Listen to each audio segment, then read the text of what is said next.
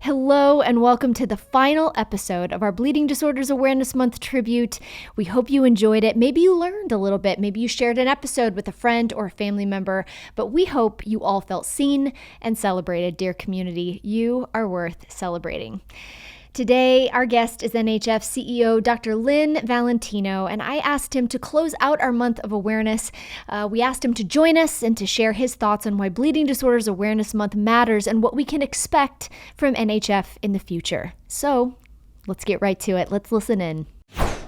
I am here with Dr. Len Valentino, NHF CEO, and one of my favorite people, Len. Thank you so much for joining us today. I wanted to ask you, as a long-term advocate and physician in this community, what does Bleeding Disorders Awareness Month mean to you?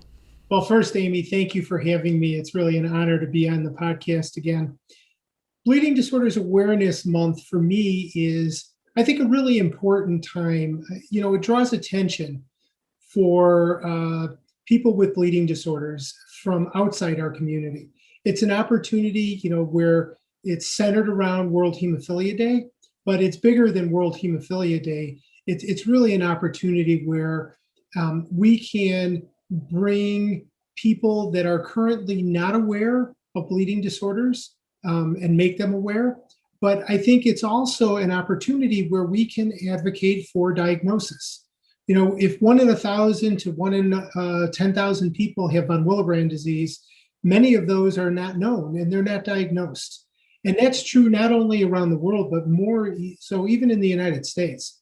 So it's about increasing awareness for bleeding disorders, not just hemophilia, but for diseases like von Willebrand disease, which take an incredible toll on people in terms of their quality of life, especially women, young women. And then, of course, the serious problems that we see with rare and ultra-rare bleeding disorders. Len, to close us out here, our series on Bleeding Disorders Awareness Month, our celebration, we celebrated all month. Tell me a little bit about what the community can expect from NHF and your partners in the months and the years to come. Yeah, so I think it's really exciting. I think we're on a path that has previously been uncharted, in terms of developing a national research blueprint. I think is really exciting. And that, for me, that leads the way.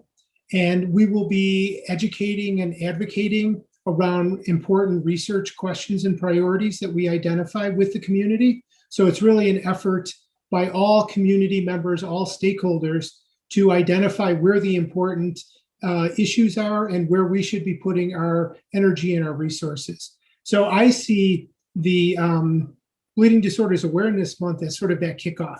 And it really helps energize the community towards that goal. We're so excited to follow you as always, Len. Thank you so much for joining us, and I'm sure we'll have you back on the podcast soon. Thank you, Amy. It's a pleasure to be here.